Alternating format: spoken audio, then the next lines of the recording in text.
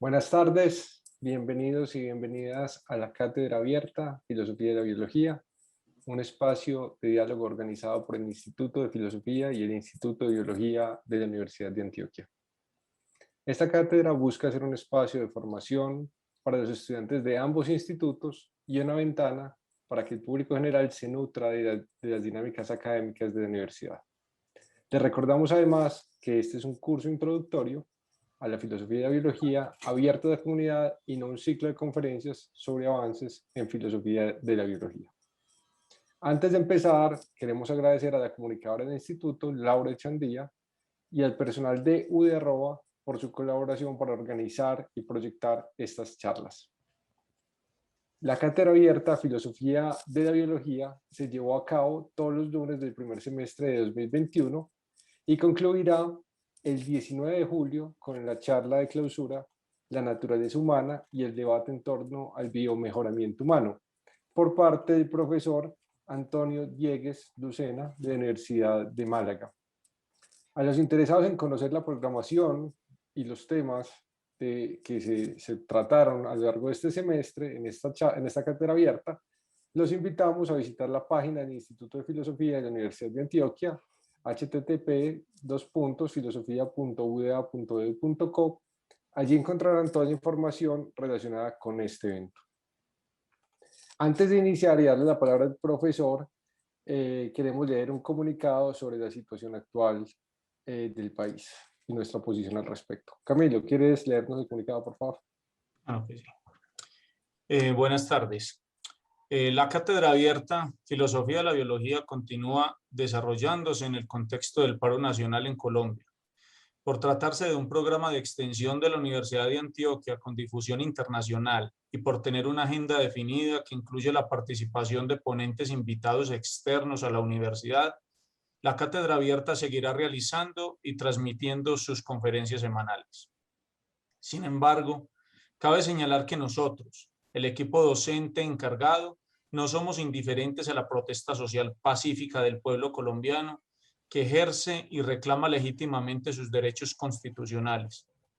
Repudiamos enfáticamente la violación a los derechos humanos y los excesos desproporcionados de los agentes de la fuerza pública contra la vida e integridad de los ciudadanos, especialmente de jóvenes estudiantes, así como la negligencia del Estado para investigar y castigar estas violaciones.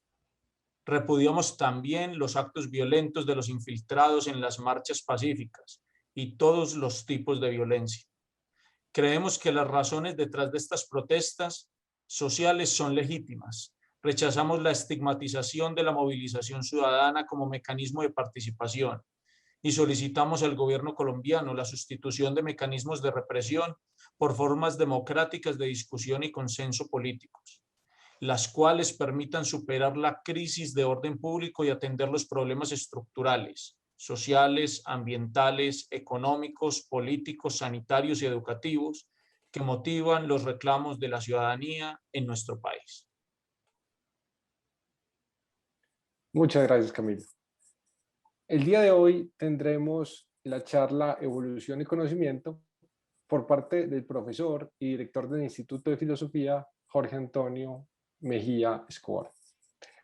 Además, contamos con la compañía de la profesora Cristina López Gallego y los profesores Camilo Ramírez Dubian Cañas y quien les habla Santiago Arango, quienes los acompañaremos en la sección de discusión y preguntas. Les recuerdo que las personas que nos están viendo a través del Facebook Live del Instituto de Filosofía pueden hacer sus preguntas en la caja de comentarios abajo del video, y los que nos están viendo a través de Zoom deben hacer sus preguntas en el cuadro titulado Preguntas y Respuestas. Les rogamos no hacer sus preguntas en el chat porque allí estas se nos pierden. Le damos pues la bienvenida y la palabra al profesor Jorge Antonio Mejía. Profesor, tiene la palabra. Bienvenido. Muchas gracias, Santiago. Quiero en primer lugar agradecer al grupo organizador de esta cátedra abierta, a Santiago, a Camilo Ramírez, a Dubian Cañas, a Cristina López Gallego, y agradecer también a Laura Echandía por todo el trabajo de logística y de coordinación que se requiere para este trabajo. Igualmente, quiero agradecer al profesor de la Facultad de Medicina, Juan Carlos Gallego, quien fue el anfitrión cuando me invitó por primera vez a exponer este tema en el año 2009 en las tardes de ingenio de la sede de investigación universitaria. A partir de entonces, este trabajo ha ido enriqueciéndose e incluso para esta ocasión he tenido la posibilidad de ampliar algunos detalles que me parecen importantes para avanzar en este planteamiento. Quiero agradecerles también a todos los que se han conectado para asistir a esta charla. Muchas gracias por su presencia y por su audición. A continuación voy a proyectar una presentación que me va a servir de base para que sea más fácil seguir la temática. Muchas gracias.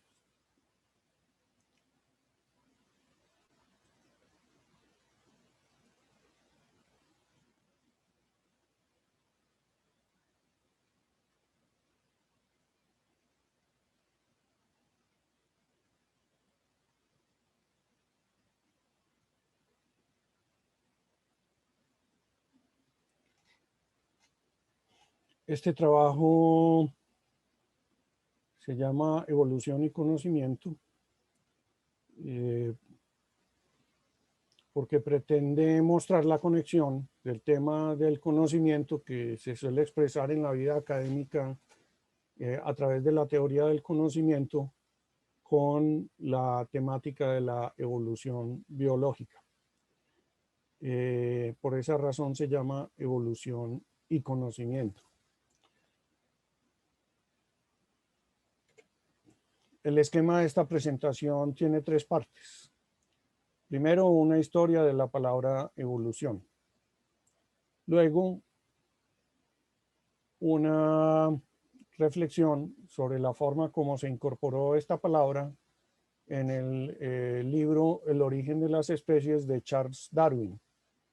Y finalmente, una muestra de cómo este concepto, ya convertido en un concepto de la teoría de la evolución, se extendió a la teoría del conocimiento en el siglo XX.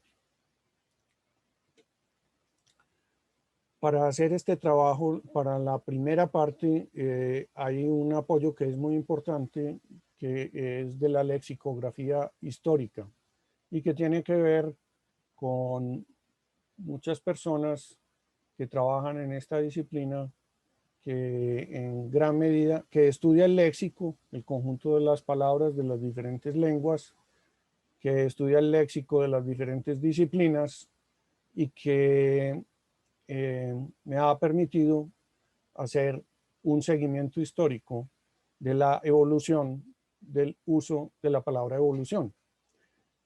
Esta es una palabra de la lengua corriente inicialmente, y para poder seguir el uso de la palabra en la lengua corriente hubo que acudir a lexicógrafos que elaboraron diccionarios muy antiguos. El primer rastro documentado del uso de esta palabra está en una obra muy antigua que se llama Lexicon Totius Latinitatis, que fue escrito por un filósofo y académico italiano del siglo XVII que se llamaba Egidio Forcellini. Este primer rastro documentado es una cita que hay en ese diccionario de una obra de Marco Tulio Cicerón, que vivió entre el 106 a.C. y el 43 a.C. en la ciudad de Roma. Forcellini nació en Fener y murió en Padua. Nació en 1688 y murió en 1768. Fue discípulo de otro filósofo y maestro lexicógrafo que se llamaba Jacobus Facciolati. El lexicón de toda la latinidad, que es lo que quiere decir la traducción del nombre, se publicó póstumamente en 1771, 3 años después de la muerte de Forcellini. Forcellini trabajó en ese lexicón durante 35 años de su vida. Para quienes vieron la película El profesor y el loco, que se proyectó en Colombia y en todo el mundo en el año 2019, y que tiene como tema la construcción del gran diccionario Oxford de la lengua inglesa. Esta historia de Forcellini es una historia semejante, no por el profesor y el loco, aunque Forcellini era un profesor, en este caso no hay un loco, pero lo que hay al frente y lo que enfrentaban los lexicógrafos era un trabajo monumental que consistía en leer muchísima información para poder hacer una redacción que presentara sinópticamente cuáles eran los sentidos de las palabras.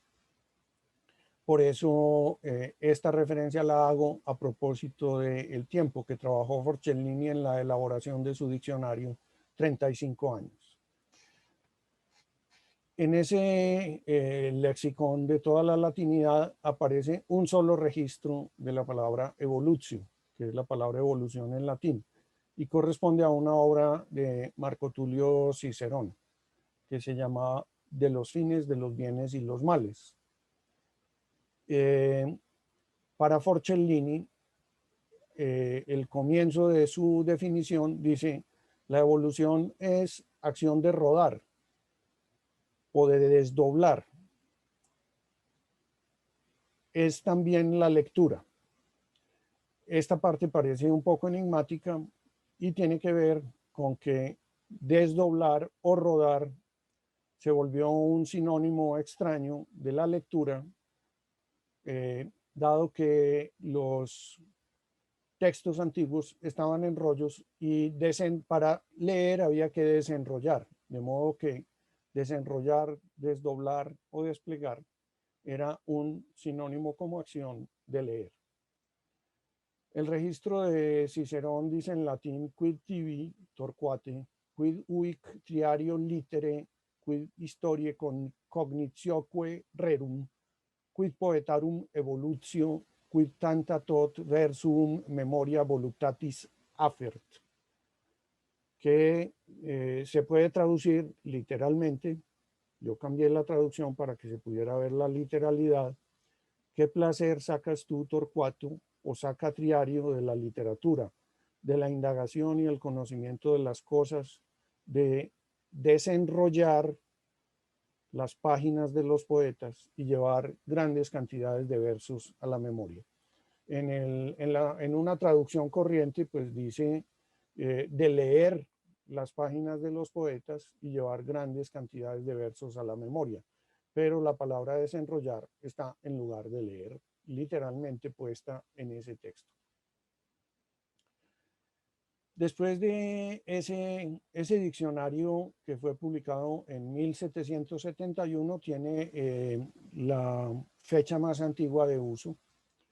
Después de él está un diccionario francés, que es un poco más antiguo en su publicación que el diccionario de Forcellini, que es de un lexicógrafo francés que se llamaba Antoine Furetière, que vivió entre 1619 y 1688. Su diccionario se llamaba Diccionario Universal, fue publicado en 1690 en Rotterdam. Y en el diccionario de Furetière la palabra tiene solamente el sentido militar.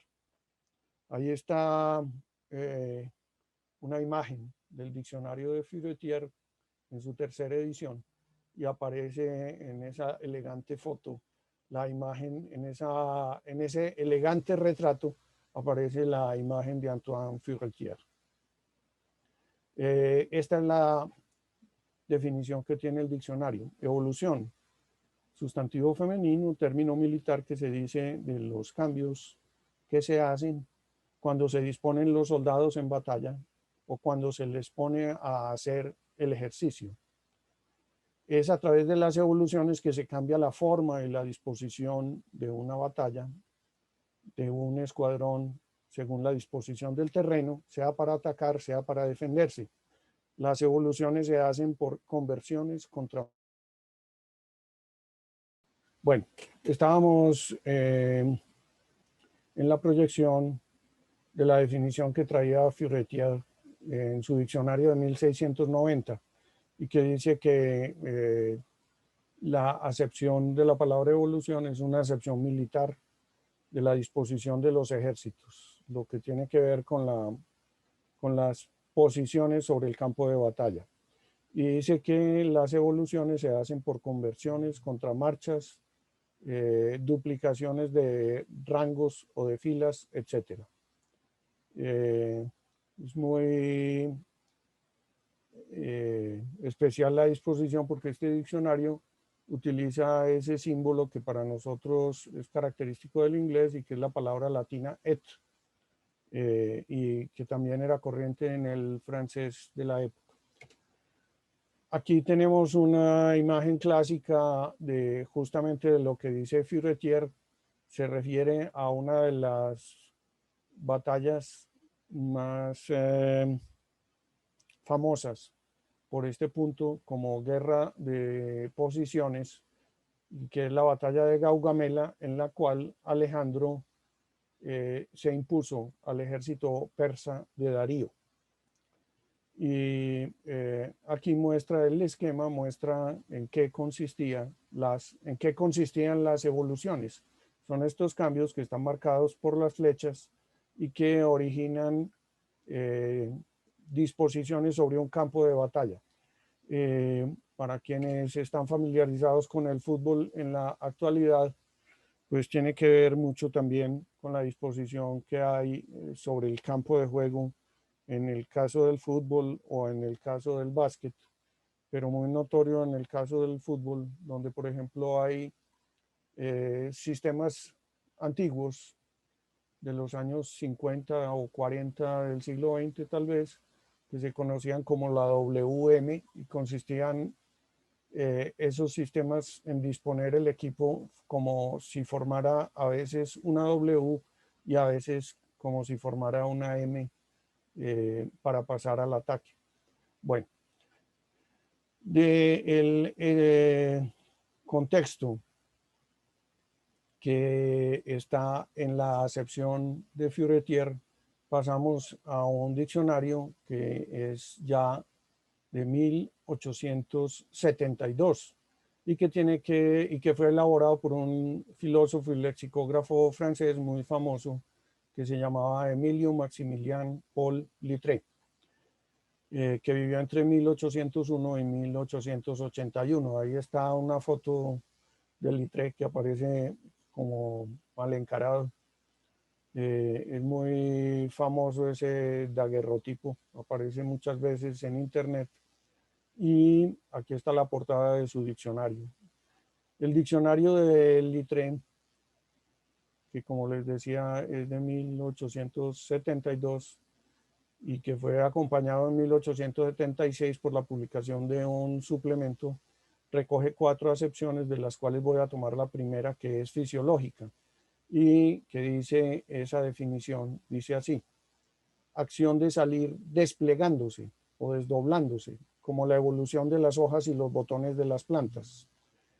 Para esta acepción, esta primera acepción, Littré cita la obra de un biólogo francés que vivió en el siglo XVIII, entre 1720 y 1793, que se llamaba Charles Bonnet, en una obra que se llama Consideraciones sobre los cuerpos organizados, o sobre los cuerpos orgánicos, decía en su diccionario, decía en su obra Bonnet, y cita Émile Littré.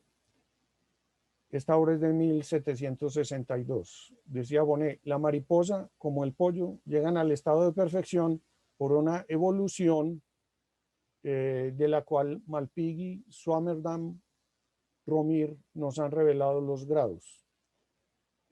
Este es un grabado. Littré va a criticar en este diccionario, a continuación de la exposición de esta definición, en la cual por primera vez aparece el uso del término en biología, y aparece en la lengua francesa, originalmente en la obra de Bonnet. Aparece vinculada a esa concepción con los preformistas. Y aquí esta es una obra, es una imagen de una obra de uno de los preformistas que muestra una simulación de cómo funciona el sistema reproductivo humano. Tenemos las gónadas, tenemos el pene y tenemos el semen, y entonces parece que el semen contiene homúnculos, o sea, hombrecitos pequeños que van desarrollándose primero en la semilla y que luego se vuelven hombres adultos. Así introduce Littré la expresión evolución orgánica y dice: sistema fisiológico cuyos partidarios suponen equivocadamente, ahí está la crítica, que el nuevo ser que resulta del acto de la generación o del engendramiento o del engendrar preexistía a este acto. Este sistema es opuesto a la epigénesis. Esa cursiva de equivocadamente, que tiene que ver con la crítica, la puse yo. De modo que Littré cita esa concepción de los preformistas y dice que es una concepción equivocada, pero aparece citada por primera vez la palabra evolución en el contexto de la biología. De ahí damos otro salto, que es un salto grande a la obra de otro lexicógrafo francés, también filósofo, que se llamaba Pierre Lalande, que vivió entre 1867 y 1963 y que escribió una obra que está en nuestras bibliotecas, que se llama Vocabulario técnico y crítico de la filosofía. Para esta obra fue publicada en 1923 por primera vez completa. Se fue escribiendo por fascículos y fue traducida al español en Buenos Aires en 1953. Ahí está Monsieur Lalande dando una de sus clases en la Sorbona. Una foto muy como anecdótica, es una foto muy bonita, muestra los salones de clases, la ceremonia. Muchas personas mayores asisten a las clases del profesor Lalande, que aparece sentado en la mesa y que se ve que está en otoño o en invierno, porque tiene ahí su abrigo y su sombrero.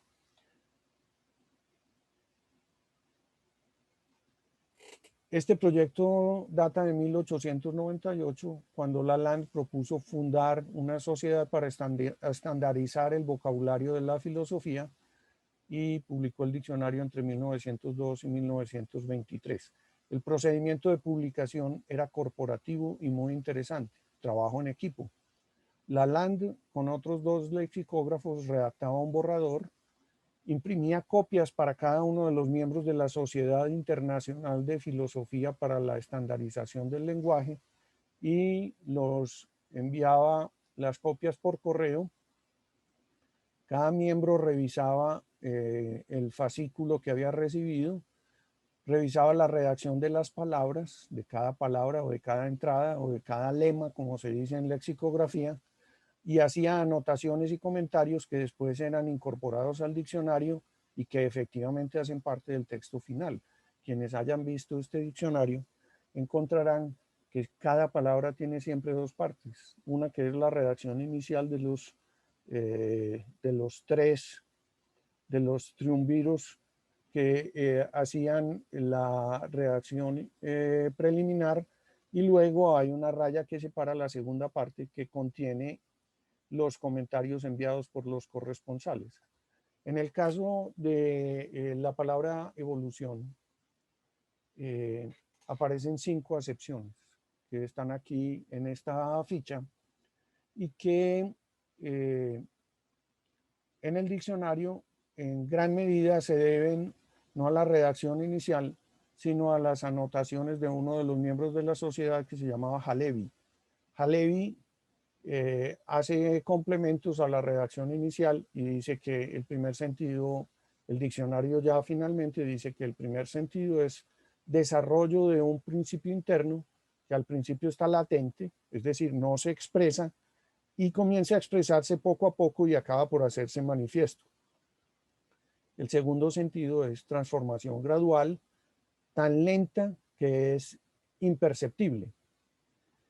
El tercer sentido es serie de transformaciones que van en un mismo sentido y que comportan etapas cuya sucesión puede preverse de antemano. El cuarto es transformación que hace pasar un agregado o un amontonamiento de lo homogéneo a una heterogeneidad o de lo menos heterogéneo a lo más heterogéneo. Esta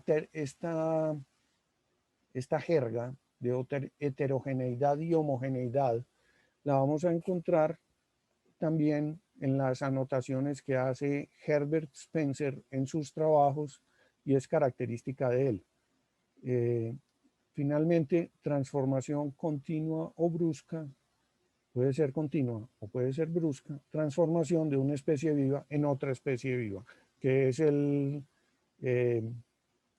una de las claves que guía a Darwin en la escritura de su trabajo El origen de las especies.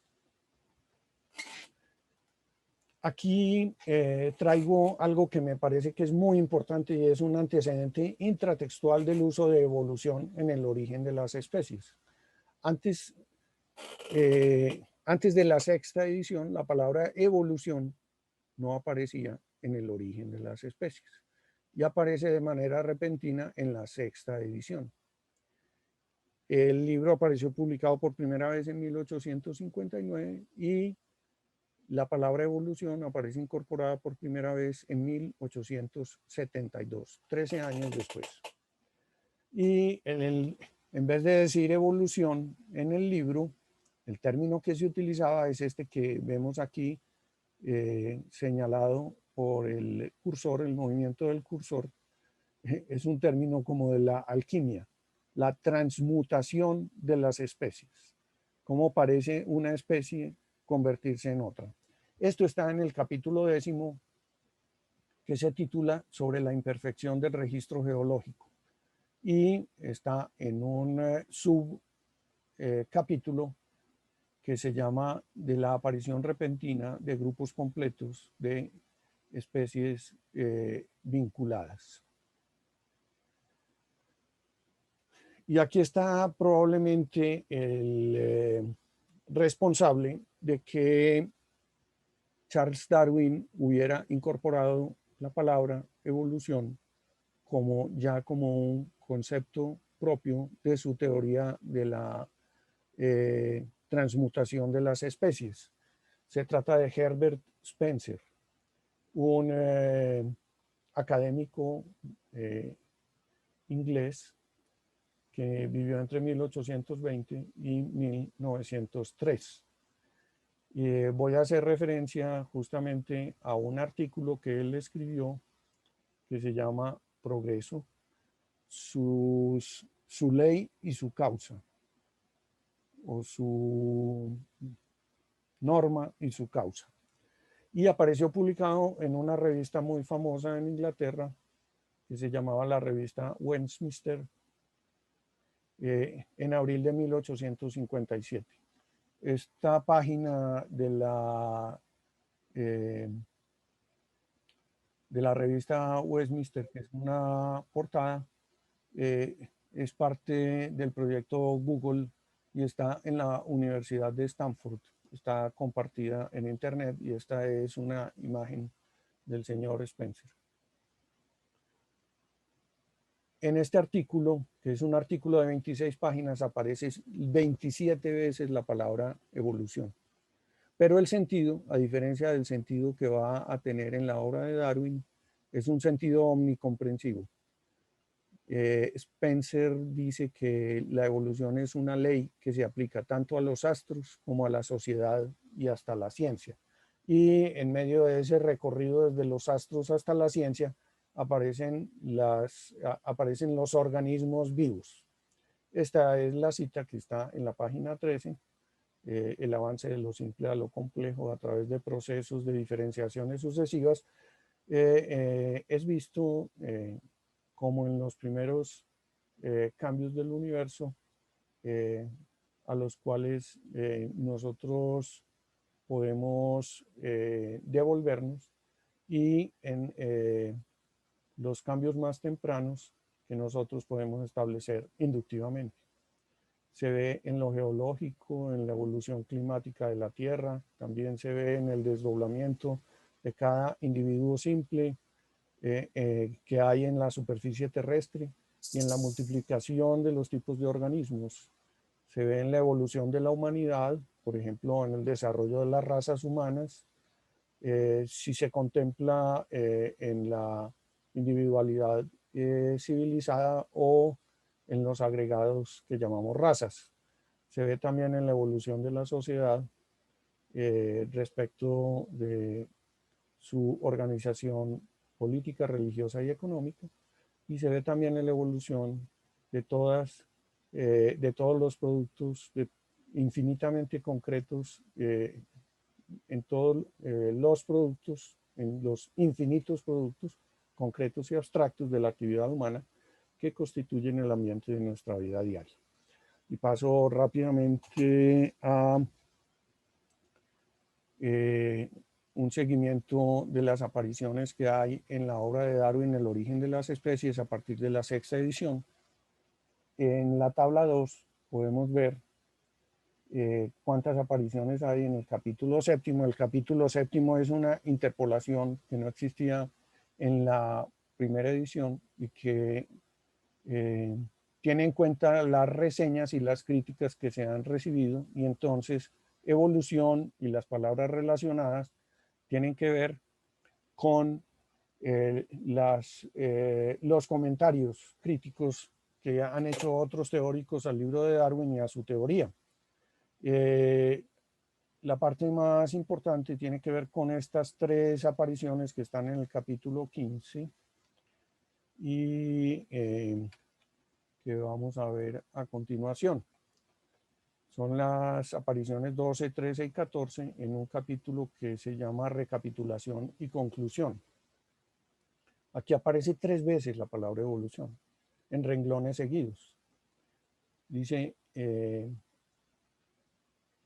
recordado en los párrafos precedentes y en otros lugares varias frases que implican que los naturalistas creen en la creación separada de cada especie, y he sido muy censurado por haberme expresado de ese modo. Pero indudablemente esta era la creencia general cuando apareció la primera edición de esta obra.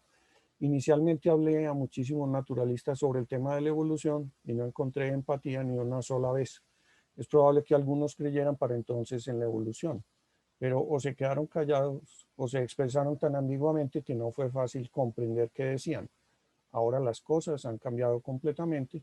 Casi todo naturalista admite el gran principio de la evolución. Sin embargo, hay quienes todavía creen que las especies dieron origen de repente, a través de medios bastante incomprensibles, a formas nuevas y totalmente diferentes. Pero como hemos intentado mostrar, es posible oponer evidencias severas a la admisión de esas modificaciones grandes y abruptas. Bueno, esa es la parte importante, que me parece más importante en la 6ª edición del Origen de las especies, de la incorporación de la palabra evolución, y en la cual Darwin trata de justificar por qué la está utilizando ahora. Y aquí viene un salto grande de 1859 hasta el siglo XX, en el cual este filósofo y educador austriaco, que aparece como filósofo inglés y después como con el título de caballero, Karl Popper, que vivió entre 1902 y 1994 y que según algunos autores fue el fundador contemporáneo de la teoría evolutiva del conocimiento. Entonces, aquí pasamos de la teoría biológica de Darwin a una teoría del conocimiento propuesta por Karl Popper, que desarrolló dos teorías diversas del conocimiento. Una primera de carácter lógico, que se desenvolvió entre 1934 y 1961, en la cual el lema popperiano para explicar cómo avanza el conocimiento era la frase: el conocimiento humano avanza y el conocimiento científico, esa es la parte más importante, avanza por ensayo y eliminación del error. En esta primera etapa la ciencia era considerada como un asunto lógico. El trabajo de 1934 es la lógica de la investigación, y en esa lógica de la investigación Popper critica la teoría del conocimiento que había sido expuesta por los filósofos logicistas del Círculo de Viena, porque ellos consideran que es posible demostrar la verdad de las teorías científicas, y Popper considera que las teorías científicas no son teorías verdaderas ni pueden llegar a hacerlo, porque lo único que se puede demostrar de ellas es cuando esas teorías deben ser descartadas porque han encontrado contraejemplos. En 1961, por primera vez, Popper formuló su teoría del conocimiento en una clave biológica y evolutiva, con un trabajo que presentó en un congreso que se llamaba el trabajo La evolución y el árbol del conocimiento, y que aparece después publicado en 1971 como parte del libro Conocimiento Objetivo, un enfoque evolucionista. Con la publicación de ese libro, Popper hace tránsito de una teoría lógica del conocimiento a una teoría biológica del conocimiento humano y del conocimiento científico. En esta teoría, Popper ya no se refiere solamente al conocimiento animal, al conocimiento científico, sino que considera que el conocimiento humano de sentido común tiene la misma estructura e incluso el conocimiento animal. Y esa es la parte donde la teoría del conocimiento comienza a vincularse con la teoría de la evolución de las especies de Darwin, porque Popper utiliza la idea de ensayo y eliminación del error que estaba presente en su teoría lógica, la utiliza en paralelo con la idea de variación y eliminación por selección natural. Esta postulación de continuidad es la clave para vincular el conocimiento con la vida como un caso particular de la evolución. Contra la concepción usual del conocimiento como un asunto exclusivamente humano, Popper afirma que hay una continuidad entre la vida y el conocimiento humano, y se abre a la articulación de una biología del conocimiento. Hacia mediados de los años 80, Popper se concentró en fortalecer la explicación de la índole darwiniana o seleccionista de la evolución del conocimiento, en un trabajo poco conocido, porque no se encuentra reeditado en ninguno de sus libros, sino que hace parte de unas actas de un evento internacional cuando él fue nombrado miembro de la Academia dei Lincei en Roma, Italia. Él formuló los que llamó 14 teoremas de epistemología evolucionista, y en esos 14 teoremas Popper insiste en que no solamente es una evolución del conocimiento, sino una evolución darwiniana del conocimiento que procede por generación de variaciones, generación ciega de variaciones y eliminación por selección natural. En esta conferencia, que fue la conferencia con la cual Popper habló, en la cual habló para agradecer y presentar un trabajo por ese nombramiento en la Academia de Lincei,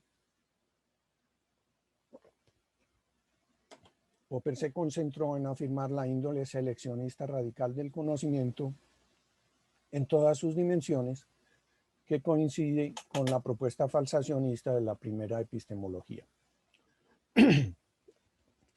Y así aparece Donald Thomas Campbell, que vivió entre 1916 y 1996 y cree que escribió un trabajo ya muy famoso que se llama Epistemología Evolucionista, en un volumen que publicó Paul Schilp en homenaje a Popper como uno de los filósofos vivos más importantes en el año 1974.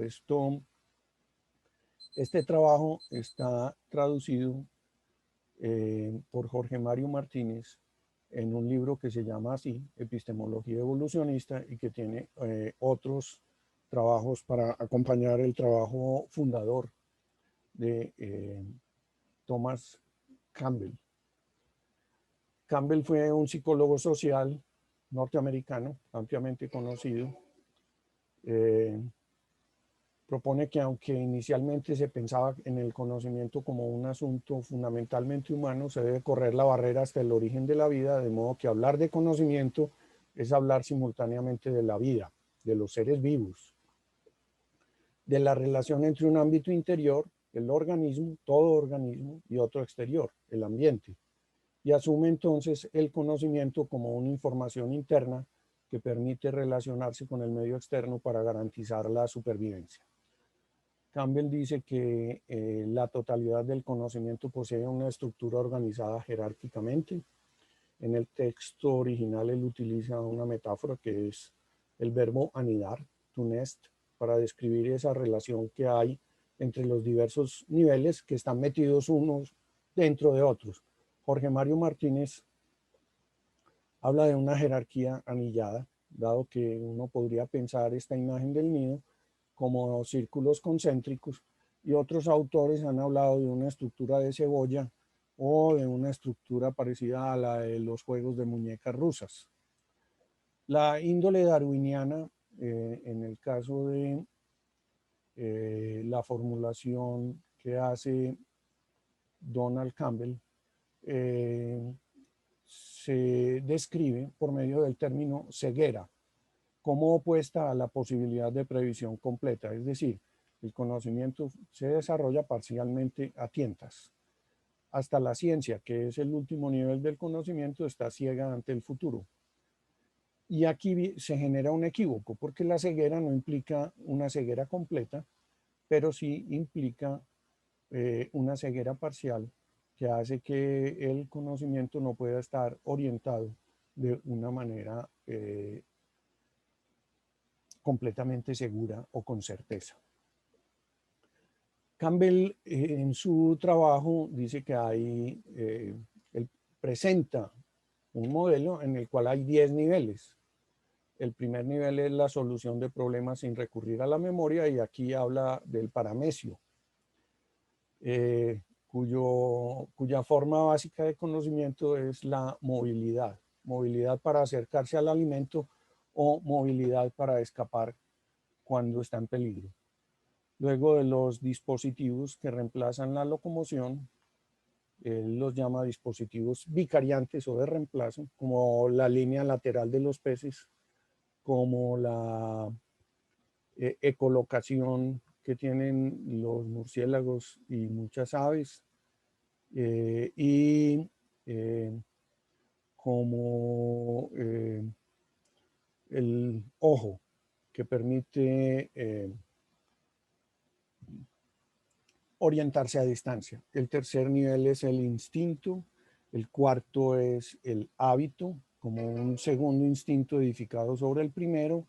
El quinto es el procesamiento de imágenes para la solución de problemas, que va más allá de la visión, porque permite hacer representaciones imaginarias del espacio y anticipar el sentido del movimiento con base en el manejo del mapa.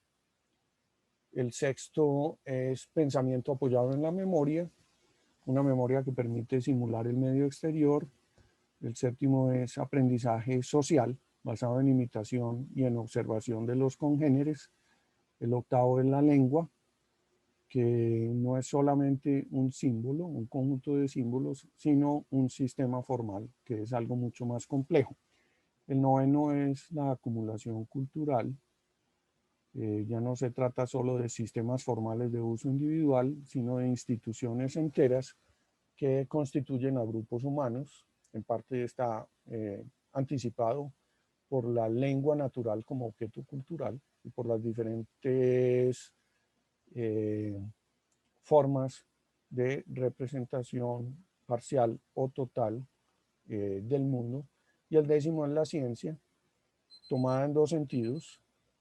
En primer lugar, como enciclopedia o totalidad o acumulación de conocimientos, y en segundo lugar, como método o patrón de acción estable. Campbell considera que estos 10 niveles evolutivos permiten abarcar todas las formas de conocimiento, desde la más simple hasta la más sofisticada. Desde el paramesio, que es una especie de robot elemental, hasta el conocimiento científico, que es la forma de simbolización y de orientación más sofisticada de que dispone la humanidad. En todos los niveles, los resultados exitosos no eran completamente previsibles en un comienzo, sino que son parcialmente el resultado de la casualidad. Utiliza casualidad para no utilizar el azar, porque las diversas posibilidades no tienen la misma probabilidad. Esto también puede decirse afirmando que en cualquier nivel de conocimiento hay algún grado de ceguera o de ignorancia. Se trata de una hipótesis, una conjetura como tantas. Campbell dice que las variaciones que se hacen son injustificadas porque el nivel precedente no basta para anticipar la variación, y hay retención selectiva porque en la medida en que las teorías o anticipaciones tienen éxito, van a pasar a la posteridad y van a ser retenidas. Estabilizar una versión darwiniana de la teoría del conocimiento no es algo fácil o que esté garantizado de antemano. El problema de estabilizar esta versión darwiniana tiene un grado alto de dificultad, pues con base en las teorías que hicieron parte de su formación como educador, Popper afirmó repetidamente que no existía ningún tipo de instrucción por parte del ambiente, que lo que parecía hacerlo correspondía a una mala interpretación del proceso cognoscitivo, reforzada históricamente por las teorías empiristas del conocimiento. Para Popper el proceso es siempre selectivo y se apoya en la eliminación del error, que nunca ha correspondido a una instrucción por parte del ambiente, porque no se puede generalizar. Podemos concluir que la integración de vida y conocimiento presenta ventajas debido a los rasgos comunes de todos los niveles que permiten asumir la existencia de continuidades estructurales, es decir, tener una biología del conocimiento en clave seleccionista o darwiniana establece una continuidad que es interesante y que nos ayuda en algunos casos a comprender los funcionamientos de nuestra inteligencia. Pero al mismo tiempo, afirmar que la evolución de todos los procesos se da exclusivamente en una selección darwiniana a posteriori origina dificultades de compatibilidad y no se puede asumir claramente la comprensión de un proceso que en los niveles más altos de la conducta humana parece orientado desde adentro y tener la posibilidad de anticipación. Pero la anticipación no constituye verdad. Este es el objeto de los trabajos que se hacen sobre resolución de problemas en la actualidad y que se asumen desde un nombre común que es el nombre de heurística o disciplina de anticipación. La dificultad inicial es que los fenómenos evolutivos mediados por la conciencia aparecen como orientados desde adentro y no es fácil reducir esta orientación a una mera ilusión. Con esto, 5 minutos después del tiempo previsto, termino esta parte de exposición. Para dar paso a la conversación, les agradezco mucho su atención. Lamento la interrupción que hubo de algunos minutos. Este trabajo es en memoria de Carlos Eduardo Navarro Restrepo, un amigo y compañero de intereses y trabajos intelectuales que murió este año 2021. Muchas gracias. Voy a dejar de proyectar.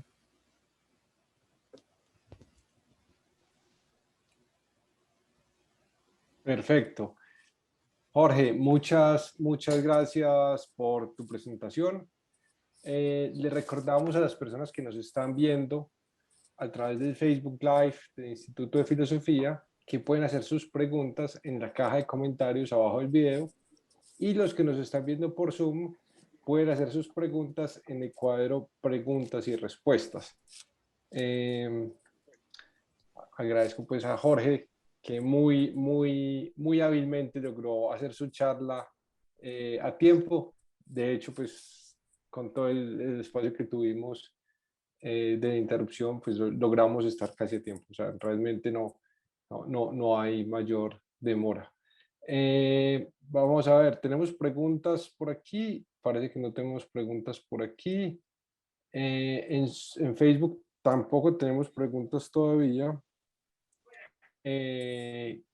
No sé. Parece que ya Santi, tenemos.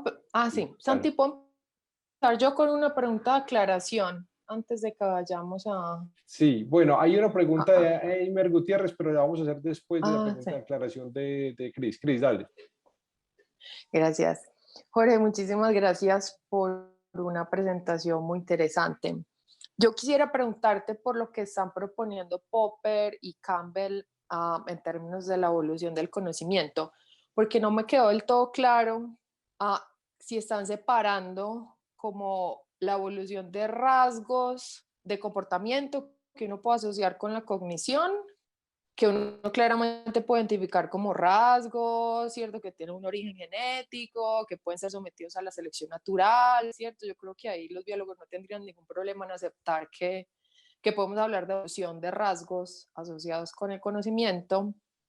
Pero otra cosa distinta para mí es ya tratar de usar la hipótesis de selección natural para explicar cómo evolucionan, digamos, ideas o teorías o ¿cierto? Como ya en el ámbito, digamos, de entidades que no tienen una base, digamos, biológica directa. Ellos están hablando de evolución del conocimiento en esos dos sentidos, si entendí bien, o cómo está, y están separando eso o no necesariamente, no entendí como bien ahí esa parte. No, Cristina, no están separando eso, al contrario, están uniéndolo y consideran que esa variación que proviene incluso de la recombinación del ADN en el caso del instinto hace parte de la evolución del conocimiento y que a nuestros procesos cognitivos subyacen procesos de más bajo nivel que invisiblemente nos llevan a tomar ciertas decisiones suponiendo que son el resultado de nuestra inteligencia consciente. Ya. Gracias. Creo que eso puede ser un poco problemático, ¿no? Diría yo, pues como te digo, Sí, hay una parte que creo que claro como que es, claro que es bióloga puedo problemático. aceptar sin problema. Ujú. Sí. Lo que pasa es que yo pasé por ahí como si fuera la Fórmula 1, debido al tiempo tan corto No, pero que ya se estaba acabando, entonces pasé sumamente rápido y pues no me detuve en el detalle, pero ellos están, tanto Popper como Campbell, están integrando esos niveles dentro de una teoría que podríamos decir que en términos fundamentales está unificada.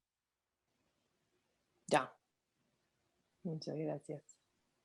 Gracias, Santi, Jorge. sí, Pero yo eso. quisiera, ya vamos a seguir con las preguntas, pero yo quisiera, porque yo creo que esta pregunta que te acaba de hacer Cristina es clave.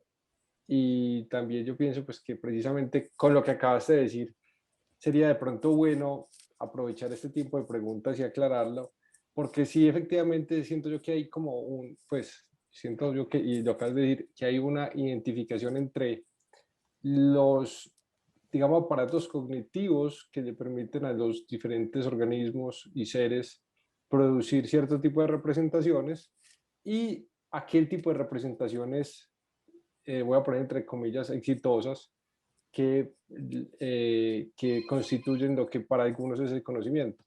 Entonces, claro, la pregunta es si es identificación entre los aparatos cognitivos y los resultados de las operaciones de los aparatos cognitivos, que llámese representaciones o tipos de representaciones, si pueden ser identificables sin caer de pronto en una identificación, digamos, rápida o arbitraria, o si se deben mantener separados, ¿cierto? Una cosa es lo que el sistema visual hace, ¿cierto? El sistema de detectar ciertos patrones de ondas, y otra cosa es lo que el sistema doxástico, ¿cierto? De decir, bueno, hay tres puntos o tres objetos frente a mí, ¿cierto? Y los dos casos parece que son diferentes, pero esta teoría parece juntarlos. Entonces la pregunta es, de pronto aprovechemos este tiempo para aclarar cómo se puede dar esa identificación entre los dos procesos. Sí, los estudios de Popper no estuvieron mediados por investigaciones como las investigaciones más recientes que se han hecho, por ejemplo, utilizando resonadores de contraste para ver cómo se pueden separar el hilo de las operaciones mentales, la madeja y todos los hilos.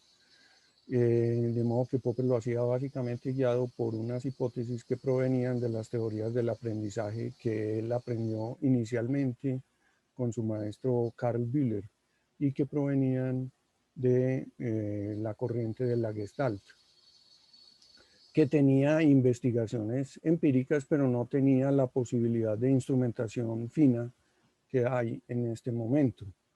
En el caso de Donald Campbell también hay una relación con la investigación empírica, pero pues Campbell murió en 1996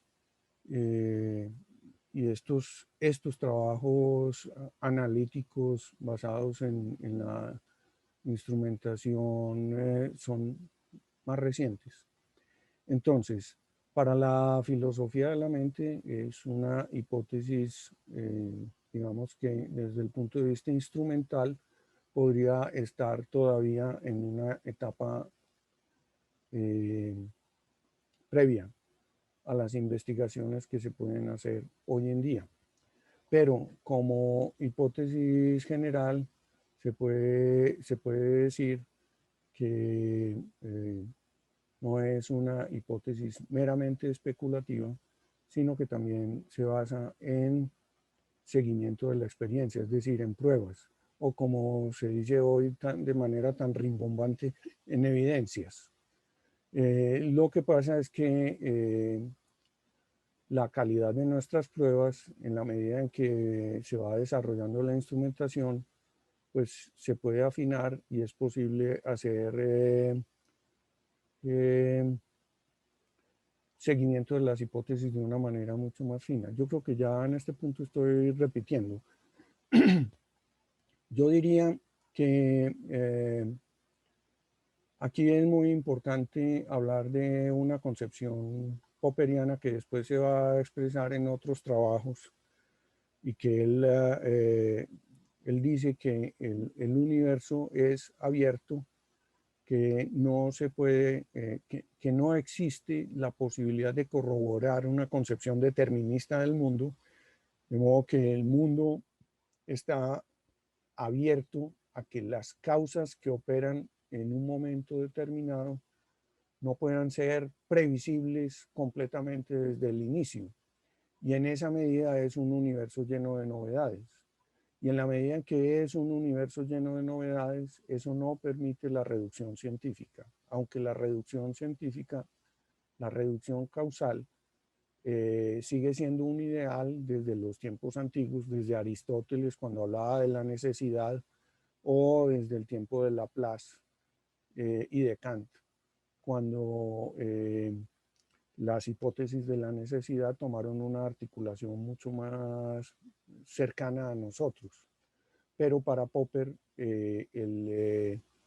la causalidad no puede permitirnos, una concepción de la causalidad no nos permite a nosotros hacer previsiones completas porque intervienen elementos que no están determinados en la línea del tiempo desde antes. Eso ayuda a ver en qué dirección iba la reflexión, pero no puede resolver pues, de una manera completa ni tu pregunta ni las preguntas que formulamos acerca de ese punto, porque justamente en la concepción popperiana del conocimiento resulta en la última etapa de su vida una extrapolación que va hacia una metafísica de un mundo abierto.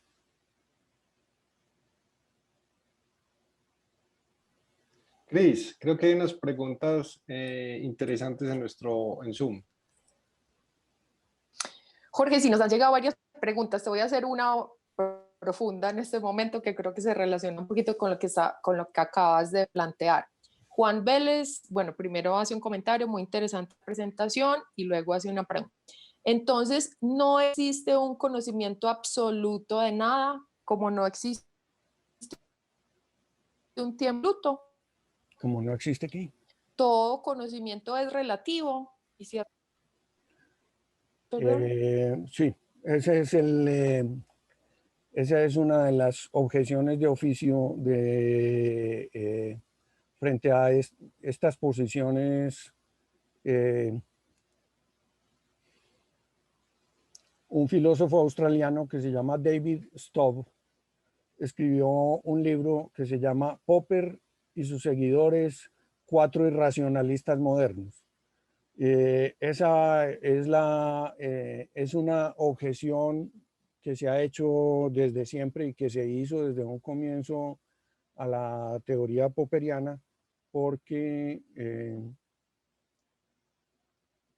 Popper considera que la ciencia no nos da un conocimiento completo del universo, sino un conocimiento aproximado en medio de la ignorancia que nos permite sobrevivir, pero no para siempre. El conocimiento nos permite solucionar muchos problemas, pero no nos permite solucionar todos. Y en la medida en que nos soluciona unos, nos abre otros más profundos y más difíciles de solucionar. Esa es la posición popperiana. Algunos llaman a esto relativismo. También se podría decir que el conocimiento es una red neuronal. Se podría concebir o se podría representar como una red neuronal que no es exhaustiva y que nunca logra completarse de manera tal que pueda llegar a ser la mente de Dios. Eso ya lo habían formulado con esas palabras justamente los filósofos escépticos desde hace muchos años, incluso el obispo Berkeley. Pero en el tiempo nuestro, en el cual la ciencia y la técnica presentan tantos avances, parece a veces como sorprendente que se afirme esto acerca de la ciencia. Sin embargo, la situación que estamos viviendo en el presente, la de la pandemia, nos muestra de qué manera nosotros sabemos mucho, la humanidad logró hacer una vacuna en un tiempo muy corto, pero esa no es ni ha podido ser una solución completa del problema. Y todavía es más lo que no sabemos que lo que sabemos. Bueno, esta parte es un poco retórica, pues, porque no pretende responder completamente la pregunta, sino mostrar una semejanza con la situación actual de eso que en otros momentos de no pandemia no parecía tan claramente formulable y parecería más ofensivo con el conjunto de científicos que hay sobre la Tierra. Gracias, Jorge. Jorge, creo que también tenemos preguntas que nos llegan por Facebook. Camilo, ¿tienes alguna pregunta en Facebook? Sí, sí, por aquí hay varias. Mira, esta de Santiago Agudelo. Entonces, en primer lugar, te saluda Jorge y te agradece por la conferencia. Y él pregunta, ¿podría hablarnos un poco de Piaget y su epistemología genética en relación con la evolución del conocimiento? Creo que este autor también tuvo un papel relevante en relación con el tema.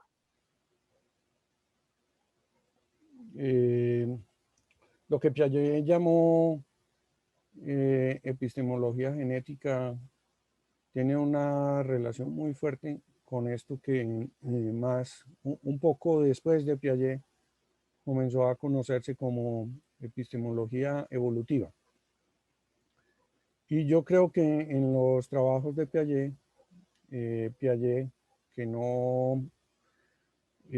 que se calificaba a sí mismo como un epistemólogo genético, utilizó instrumentos procedentes de la teoría de la evolución para plantear algunos de los problemas. En particular, para mí los aportes de Piaget son muy significativos en el caso de del examen crítico del darwinismo radical de Popper, porque Piaget trabajó sobre la epigénesis en el trabajo que se llama, en el libro que escribió sobre biología y conocimiento.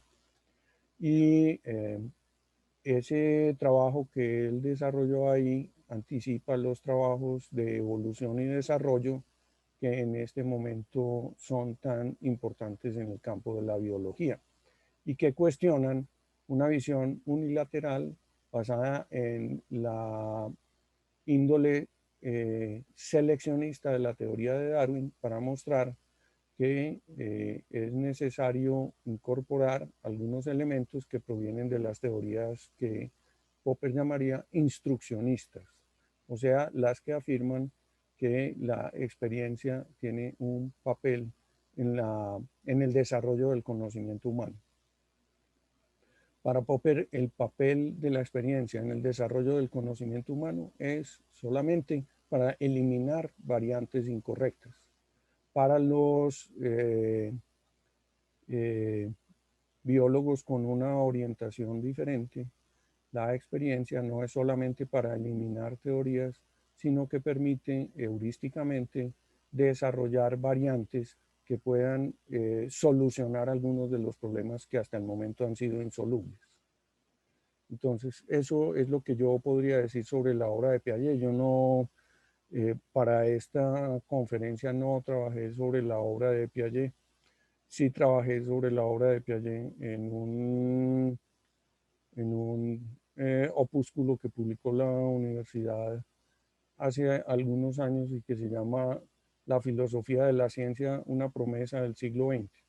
Para mí, en ese trabajo yo planteé que la teoría del conocimiento de Piaget era un modelo de combinación de la filosofía con la ciencia positiva.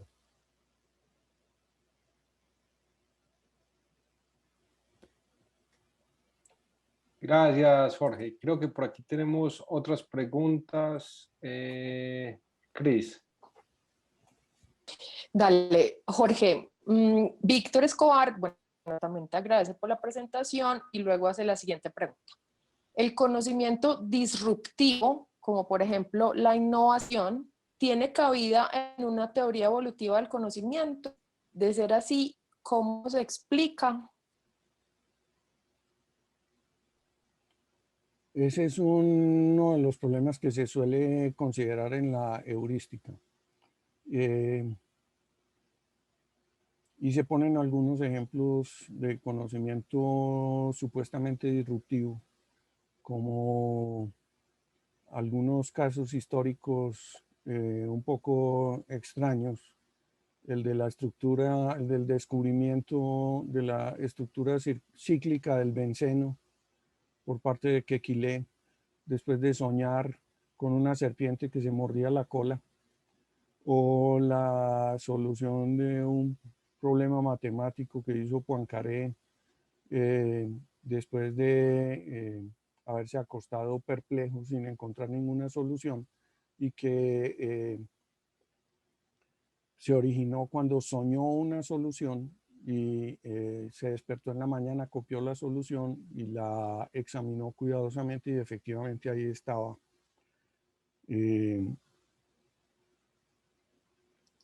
La solución del problema. Esos casos aparecen como disrupciones o como estableciendo como casos que establecen una ruptura profunda entre un estado anterior de conocimiento y un estado posterior. Pero desde el punto de vista de las investigaciones sobre el sueño y sobre la actividad de la mente, pues ahí hay que trabajar más finamente, porque el que nosotros, sobre todo en lo que llamamos la cognición, no tengamos posibilidad de examinar o de tener una percepción completa de todo lo que está haciendo el sistema nervioso, eso no quiere decir que el sistema nervioso no esté trabajando, sino que hay una separación que nos impide ver de qué manera puede haber continuidad desde el punto de vista del sistema nervioso completo en algunos de estos casos enigmáticos que aparecen como soluciones maravillosas en algún momento.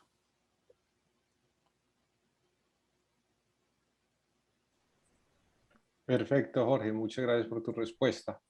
Hay otra pregunta que está también aquí en Zoom. Aimer A. Gutiérrez Díaz hace la siguiente pregunta. Dice, sin caer en la memética, ¿la evolución cultural podría superar el aspecto analógico de epistemología evolucionista? Yo no sé si la pregunta es suficientemente clara, pero tal vez me pareció interesante ver si tenía alguna opinión particular sobre el tema de la memética en relación con la evolución cultural y la epistemología evolucionista. Entonces, te hago porque aunque no está muy clara, me parece que tal vez quieras decir algo sobre esos aspectos. Pues la memética no tendría por qué estar completamente desvinculada de una concepción evolutiva de la epistemología, porque la memética lo que hace, digamos que en su esquema más escueto, es ampliar lo que aparece en el esquema de Donald Campbell como la vicarianza social, y es decir, de qué manera nuestra relación con los demás a través de la imitación y de la observación de su conducta puede hacer parte de los niveles de conocimiento como uno de los recursos disponibles.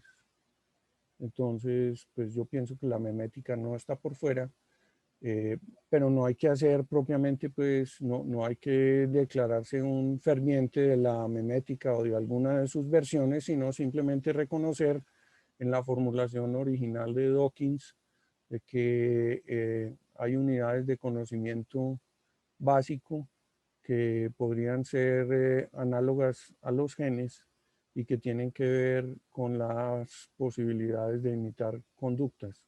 Eso en teorías pedagógicas como la de Luria y algunos de los maestros rusos de la pedagogía aparece también como las zonas de desarrollo proximal. Porque los estudiantes, por ejemplo, no aprenden solamente de su profesor, muchas veces aprenden incluso más que de su profesor, de los compañeros que están con ellos trabajando para resolver algunos de los problemas. Y todo eso haría parte de la memética. Y también en el caso de la conducta, no solamente de la conducta guiada cognitivamente, sino de la conducta emotiva, pues nosotros tenemos que reconocer que, por ejemplo, las canciones populares terminan siendo maestras emocionales de la humanidad, más allá de lo que enseñan los maestros que pretenden enseñar la ética correcta o las familias que quieren que los hijos adopten posiciones compatibles con las creencias de los padres, etc. Perfecto, Jorge, muchas gracias. No sé, me estabas preguntando por el científico que mencioné antes de Poincaré.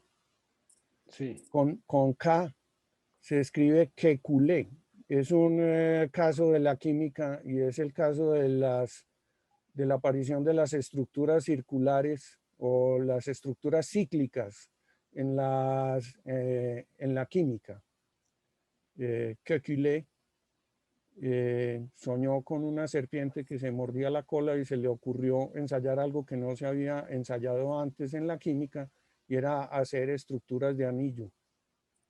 Y funcionó la explicación y permitió resolver algunos de los problemas que hasta el momento no se solucionaban con estructuras lineales y arborescentes. Excelente, Jorge, muchas gracias. Ya no tenemos más preguntas aquí en Zoom, no tenemos más preguntas en Facebook. No sé si alguno de los panelistas o los que nos acompañan tenga más preguntas. Camilo, Cristina, Duyan. Yo creo que entonces podemos dejar así por ahora. Agradecemos nuevamente al profesor y director del Instituto de Filosofía, Jorge Antonio Mejía Escobar, por su presentación. Agradecemos además a todos los presentes por sus intervenciones y a los que nos ven a través de Zoom y del Facebook Live del Instituto de Filosofía de la Universidad de Antioquia. Le recordamos a todos aquellos que quieren ver la programación de este evento, las diferentes charlas e información que se han dado, que pueden ver esa información en la página del Instituto de Filosofía, filosofia.udea.edu.co. Y antes de terminar, les damos una pequeña información, y es que a partir de hoy tendremos un receso por las vacaciones intersemestrales y nos veremos nuevamente el 19 de julio para la conferencia de clausura de este evento. Espero un momentico que antes de mencionar la conferencia de clausura, quiero ponerle el afiche. ¿Ya lo están viendo? Todavía no. ¿Lo están viendo? No se está viendo, qué raro. Está cargando. ¿Ya se ve? Sí, apareció Listo. Antonio Ya. Diego. Listo, entonces les recordamos que el 19 de julio volvemos a reconectarnos a través obviamente de medios virtuales, y ese día tendremos la conferencia de clausura de este evento, la naturaleza humana y el debate sobre el biomejoramiento humano.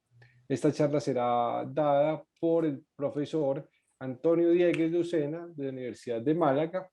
Nuevamente recordamos que esta charla será a las 2 p.m. Colombia, a través del mismo link de Zoom que todos ustedes han estado usando, o a través del Facebook Live del Instituto de Filosofía de la Universidad de Antioquia. Esta charla, igual que este evento, lo organizan el Instituto de Filosofía y el Instituto de Biología de la Universidad de Antioquia. Les agradezco a todos los que nos han estado acompañando, a todos los profes. y le agradecemos a Jorge por su participación y su charla. Muchas gracias y feliz día. Chao, que estén bien. Hasta luego. Gracias, Jorge. Gracias. Muchas gracias por la invitación, muchas gracias por la asistencia. Excelente charla. Gracias. Hasta luego. Hasta luego.